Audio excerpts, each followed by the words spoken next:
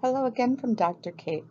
I created this as just a short side presentation, but it's really a very important one for you as you work in your groups, collecting the data, and then later trying to figure out how your data is internally valid and other things about the quality of the procedure that you used for your group.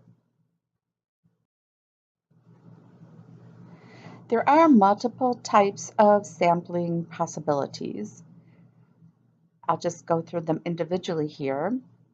So a simple random sampling would mean that, like I've done in the past, gone to the registrar at the campus and said, I would like a random sampling of emails for, I'll just say 10% of the undergraduate student population.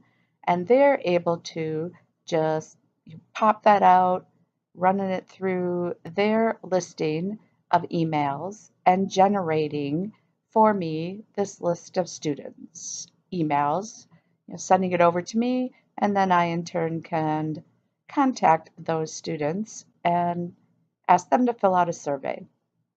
So that's simple random sampling.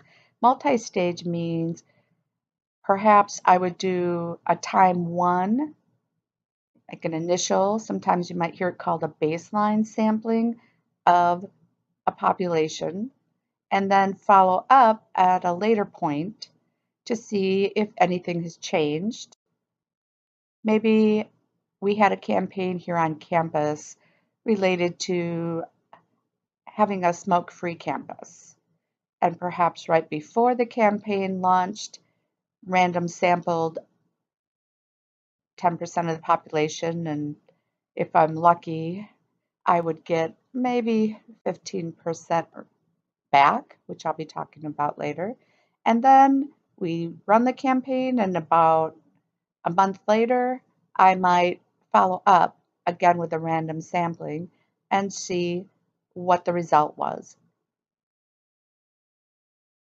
Cluster sampling means that your population is so similar to each other that you don't want to just do a straight random sampling. You want to break these participants or subjects into groups to ensure that you're getting more of a heterogeneous sampling, because it would be possible with random sampling and not breaking them up into these clusters that you could end up with a very homogeneous group that you wouldn't be able to take a look at other variables.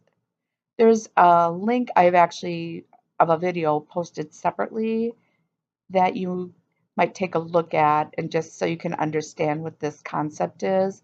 It's a statistician who did the video, so it's not the most exciting, but it's through pictographs trying to explain clustering.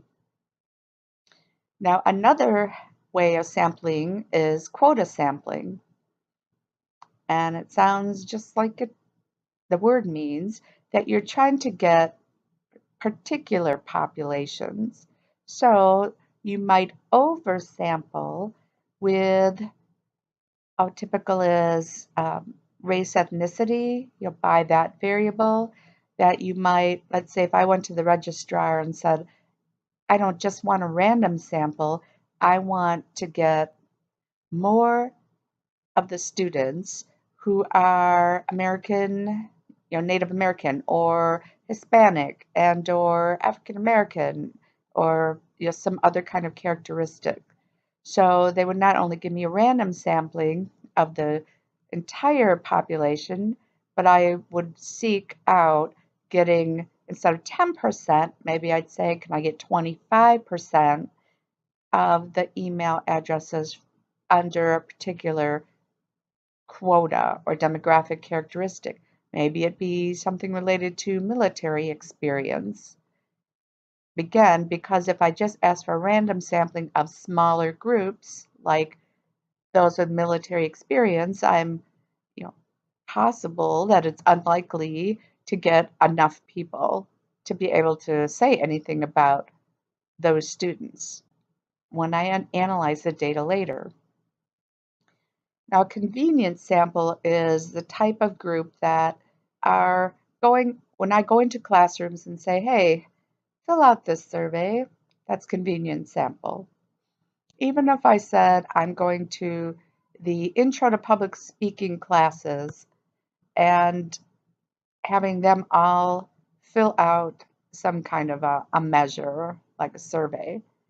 So even though they're a group that is probably representative of sophomore status for the most part for COM 110, it's still convenient because I have access, given I work in the communication department, and I can talk with GIAs and the instructor of record and kind of make this happen.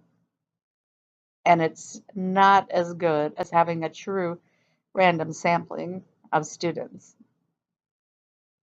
Sometimes I actually ask people who have been part of a study to give me names of other people that I might ask to also do my survey. When I was working with the injection drug user population, which are very hard to reach and to get into a study, when groups of individuals would show up for one of my sessions to do a survey, I'd then ask them to please give me names of others that they think fit what I'm looking for as far as being injection drug users and that might be interested to, for a payment, take part in my project. When we're stratifying a sample, and that's a term you might come across when you're reading research, what we're trying to do is get proportions similar to the population itself. So I just give a quick, easy example.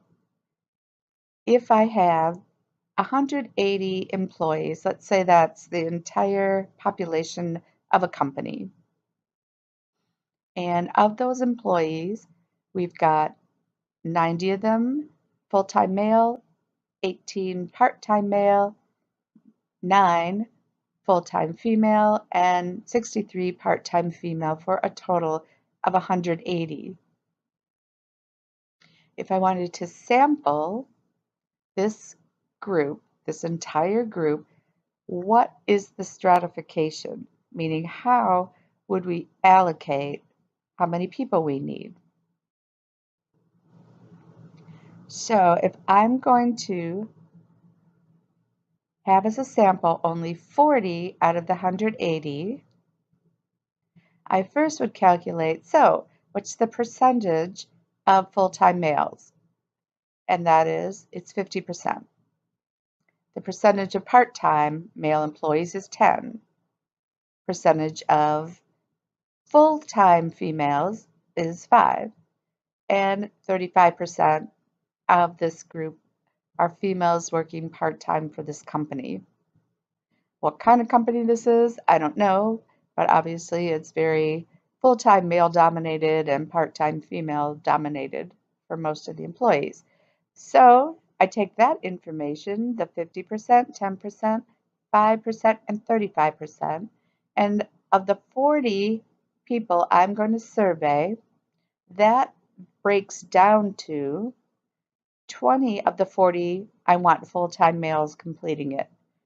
4 of this sample is going to be part-time males, 2 full-time females, and 14 part-time females. So you can see that all adds up conveniently to 40, which is the total number of people I'm going to sample. And that's what's called a stratified sample, because we want to capture out of each of those groups proportionally. So now we're getting to what's survey response rate.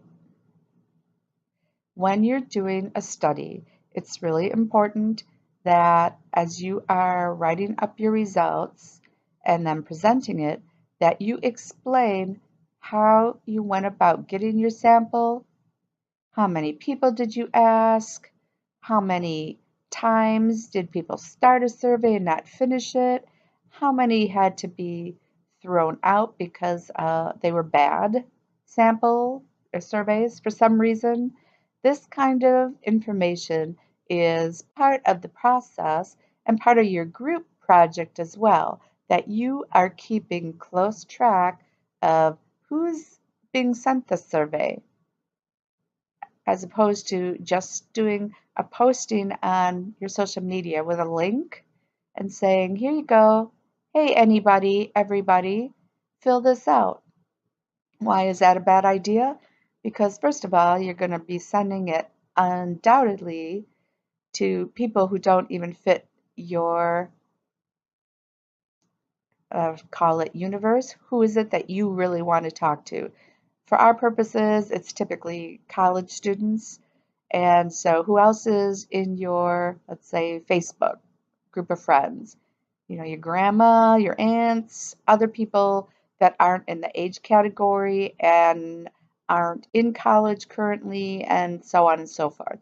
So that's why you have to be very careful and targeted who you're going to post your Qualtrics link to, which is the link to take the survey that we're going to be talking about. You have to, when you write up your information, explain, was this a paper and pencil type survey, meaning you went to people with a printed out survey and said, here, take this? Was it a combination of that and an online survey approach? Was it just strictly online?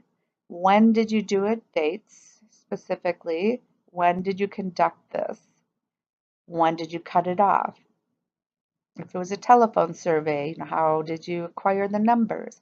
How many numbers, telephone numbers, did you, attempt? How many answered, and so on. And we'll take a look at that in a bit.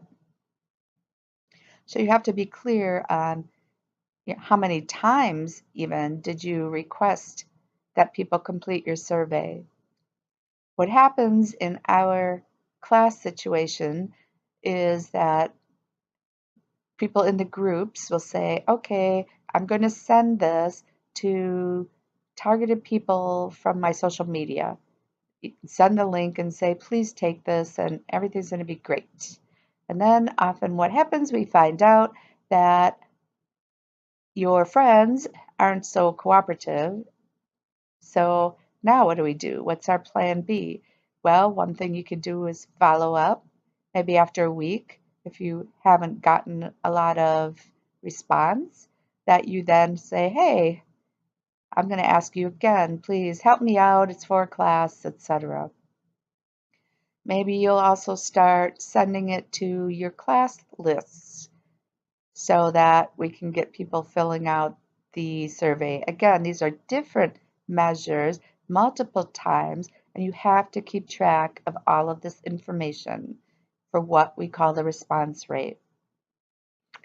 You're not going to remember it, and it's probably a good idea that you have one person in your group be in charge of this part of the process so that things don't get out of hand.